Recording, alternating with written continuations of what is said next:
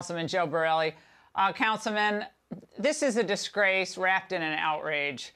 Coming from all people, DeBlasio, who's taken a wrecking ball to the New York economy.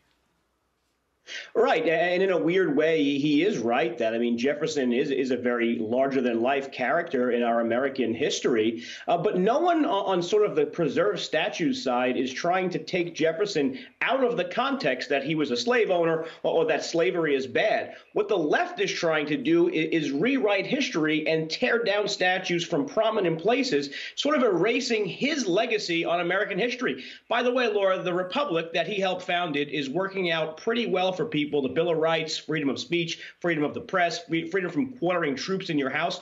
All of these things have worked out pretty well for New Yorkers, and that's why he was given a spot in the city council chamber. But I'm not going to give DeBlasio any props for saying, well, this isn't my decision. We have to respect this part of him. I don't give him any props for that, because that's not how you look at history. You look at history in the full lens. So he's opening the door for the removal of other statues where perhaps the balance isn't exactly as obvious as it is in Jefferson's case. So maybe next year the balance will tip against Jefferson or another historical figure. But de Blasio's just, he knows this is a disaster. He probably wants it ripped down. That's my view. No, you're 100% right.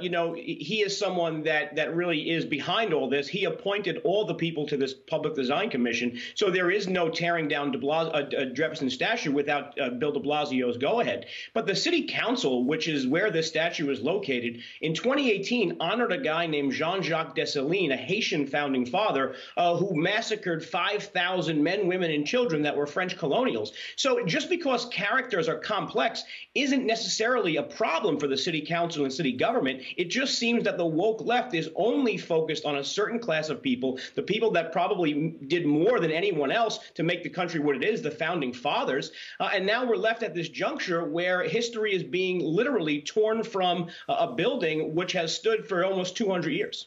Well, it's about the country. They want the country taken down. And so other than George Floyd statues, maybe a few other figures, Breonna Taylor, there's really no one left. Joe, thank you. Great to see you. We'll be watching.